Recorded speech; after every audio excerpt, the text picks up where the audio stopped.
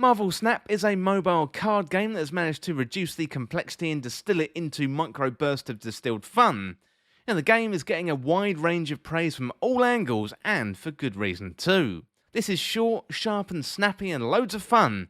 Today I'm going to run through some of the reasons why you should be checking out Marvel Snap.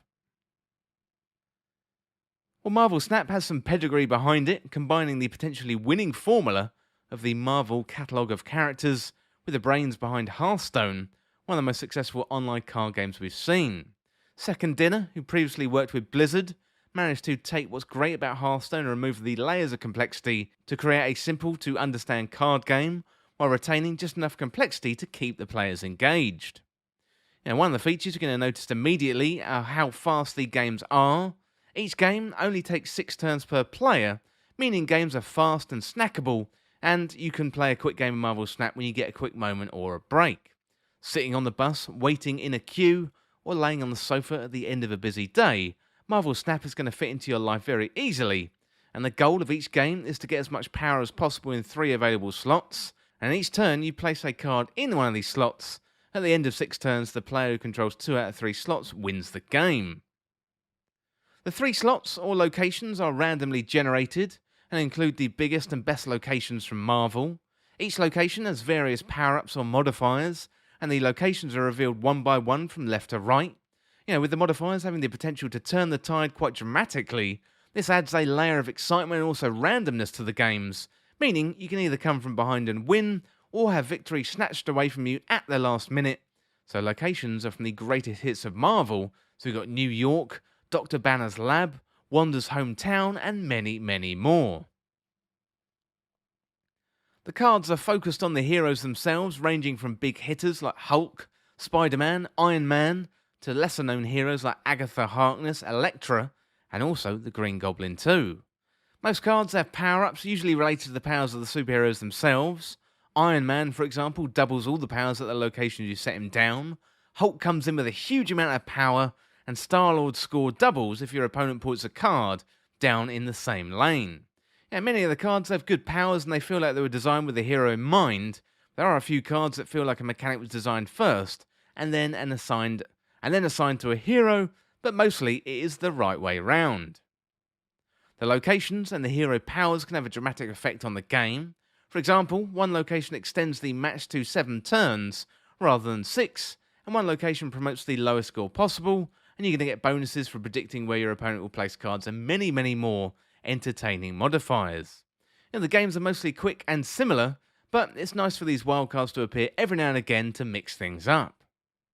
So Marvel Snap has managed to strip things back to the core gameplay, while at the same time offer up enough randomness so your matches don't feel the same. The 3 locations in the middle offer enough variety to keep things fresh each time, and having 3 random variables in the game keeps you thinking, and you have to react and adapt your plans very, very quickly. Similar card games have you building your deck and then carrying out a tried and tested strategy, and while you can do this in Marvel Snap, the random locations mean you have to switch things up often. It's a smart addition, while seemingly simple, offers up a decent amount of variety. Pace and progression are important aspects of the game. The matches, they're very quick, sometimes 4 or 5 minutes long, meaning if you lose, it's not really too much of a problem. You're going to be able to hop back into another match, and maybe you're going to do better next time. The first few games you play will be against bots, a standard feature for online multiplayer games these days, but get those games out of the way and you're going to be playing against real opponents going head to head, with the prize of being rank up points. So for this you're going to need cosmic cubes, and you're going to need 10 to level up a rank. At any point during a match your opponents can snap and double the amount bet on yourself to win. If you snap and your opponent doesn't, then you're playing for 4 cubes. If both of you snap, then it's 8, meaning there's an element of bluffing comes into it. If you don't feel that confident, you can retreat, although you will end up with egg on your face. If you do retreat, you're going to end up saving some cubes, rather than playing out a match you were destined to lose anyway. Helping with the pace of the games are the smaller decks. Got 12 cards in total. Hearthstone, as a comparison, had 30, so less cards definitely helps with the onboarding process for new players, as well as wrapping your brain around the complexities of the individual cards and their relation to each other. So as you play, you'll unlock new cards. You can manage your deck in the deck building section, swapping out old cards for new ones if you prefer. You can also build dedicated decks for different playstyles. Less cards in a deck makes creating and managing decks simpler and easier, rather than other card games I've played that require much more attention to detail. Regarding the progression, you can upgrade your cards through the upgrade materials earned by playing. For example, a card will start out like a regular card, then you can upgrade it to break out the frame with a very satisfying frame break notification. You've also got a similar upgrade including 3D, a shiny animated background and also other effects. And upgrading your cards earns you a collection rank, which then you can progress along a battle pass like structure with upgrade materials as rewards. Plus you've also got new cards as well. This progression system is the core loop of Marvel Snap. Keep playing to upgrade the cards, collect new cards, swap them back into your deck and play more matches. So it's really streamlined, but with enough endorphin creating moments to get you coming back for more. Well, this is a free-to-play mobile game, so there is a certain amount of monetization, although it's probably the least amount of egregious monetization I've seen in a game like this. You can't outright buy all the best cards, you can only buy a certain number of upgrades per day, making that a very limited way of leveling up. The main benefits of spending money at the moment are due to the variations of the cards and collecting different art styles.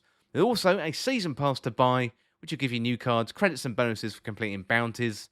The season pass is very generous with its rewards, and you manage to level up nice and quickly, so it doesn't really feel like a predatory feature in the game. Normally, I'm not a fan of mobile games at all, I steer well clear of them. I've never really been into digital card games either. Despite all these facts, I'm really enjoying Marvel Snap and I find myself playing when I have a few moments throughout the day. The games are short, they're quick and they're entertaining, and if you've got a commute then this is simply going to pair perfectly well with that, although it equally fits into relaxing on the couch or a quick game before bed. I've gone from knowing nothing about the game to playing it most days per week, plus it's free to download on iOS and Android. I would recommend giving it a try. The game is developed by Second Dinner Studios, it's published by Newverse, it's available on iOS, Android and PC. Originally it was released on the 9th of June 2022. Well, that is it for now for Marvel Snap, and as always, thank you so much for watching or listening.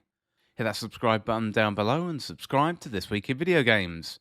Or check me out on Twitter at TWIVG Podcast.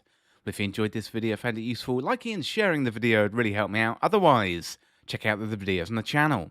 Well, thanks again, and I'll see you soon.